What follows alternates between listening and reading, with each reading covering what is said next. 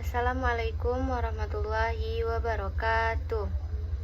Halo teman-teman semua, perkenalkan nama saya Amalia Salsabila dengan NIM 20123184, mahasiswa Pendidikan Agama Islam Universitas Islam Negeri Sultan Toha Saifuddin Jambi. Di sini saya akan mempresentasikan book chapter saya untuk memenuhi tugas mata kuliah Usul Fikih 2 di bawah bimbingan Ibu Rina Juliana MPD. Judul yang saya bawakan hari ini adalah kategorisasi dan kedudukan uruf atau adat dalam hukum Islam.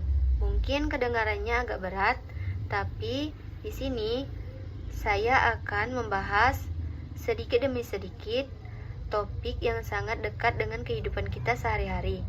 Karena pada dasarnya kita semua hidup dalam lingkungan yang penuh dengan adat dan kebiasaan.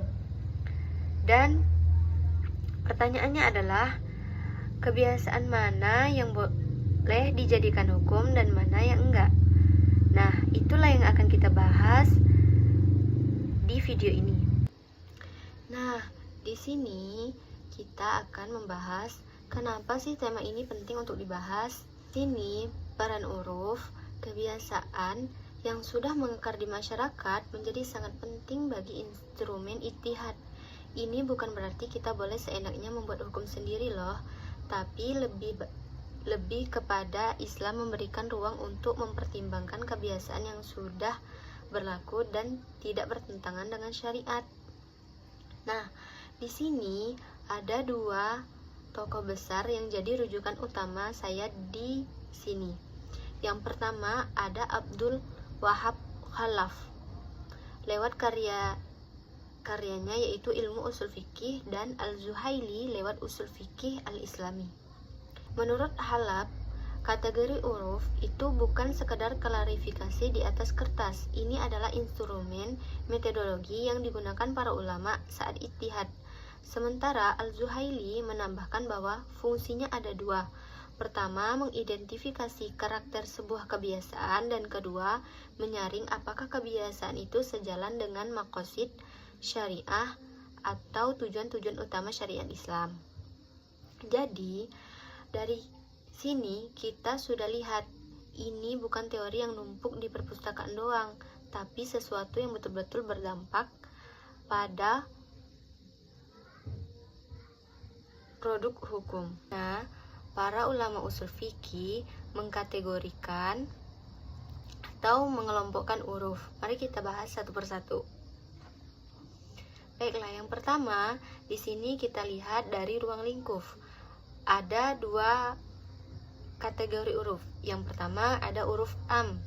Ini kebiasaan yang berlaku secara luas di lintas daerah atau di lintas kelompok.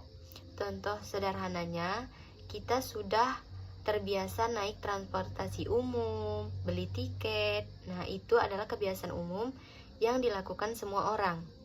Lalu, yang kedua ada uruf khas, yaitu kebiasaan yang hanya dilakukan di wilayah atau daerah tertentu. Misalnya ada daerah di mana mahar pernikahan dibayar dalam bentuk tanah, sementara di daerah lain ada juga membayar mahar dengan memakai emas. Itu adalah uruf khusus daerah tersebut.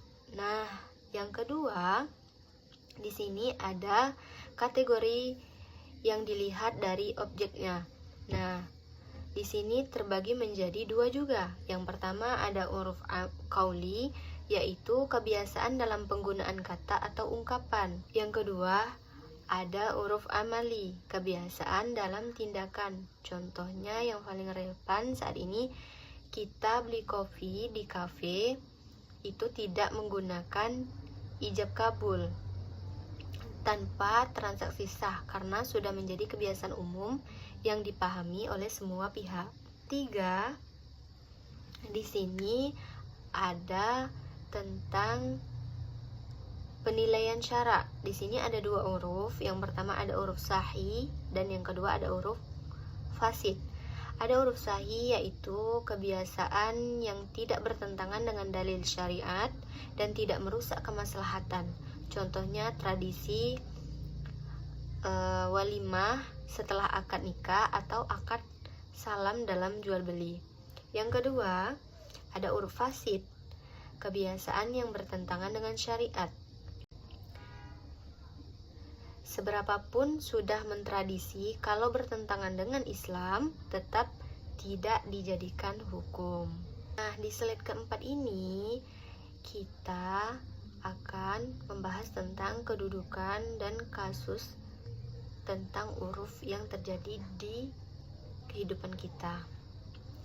Nah, pertanyaan sekarang, kalau kita sudah tahu sebelumnya ada huruf sahih dan huruf fasid, lalu bagaimana huruf sahih itu bisa jadi sumber hukum Islam?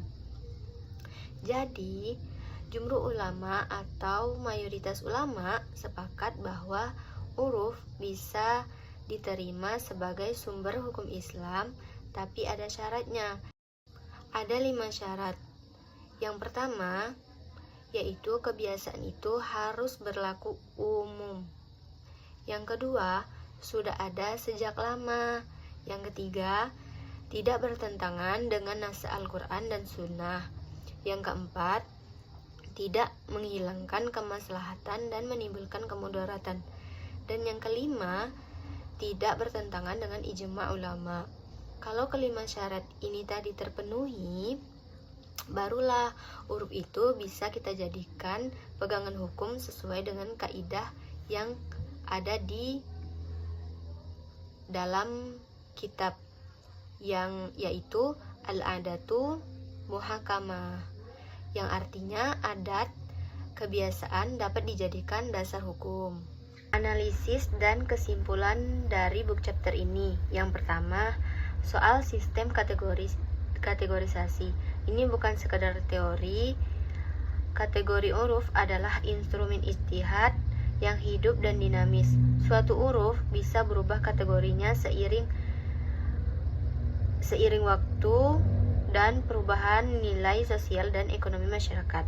Yang kedua, soal kedudukan huruf sebagai sumber hukum. Kaidah al-adatul muhakamah membuktikan Islam itu universal sekaligus kontekstual, dan justru perbedaan pendapat antara mazhab antara Imam Malik yang sangat mengapresiasi huruf dan ulama lain itu memperkaya khasanah pemikiran hukum Islam, bukan melemahkan. Yang ketiga, melalui contoh tadi tentang uang panai terbukti bahwa kajian huruf ini bukan teori abstrak, ini instrumen nyata yang bisa kita gunakan untuk menyelesaikan masalah sosial dengan keagamaan di tengah masyarakat. Yang keempat, rekomendasi ke-8.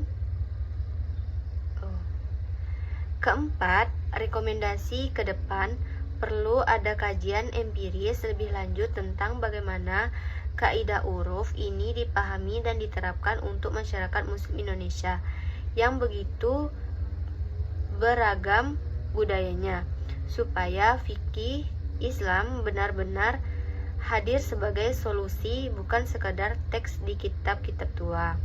Demikian presentasi dari saya. Terima kasih sudah menonton video ini. Kalau ada pertanyaan, silakan kalian cantumkan di kolom komentar. Bila ada kesalahan, saya mohon maaf. Saya akhiri. Assalamualaikum warahmatullahi wabarakatuh.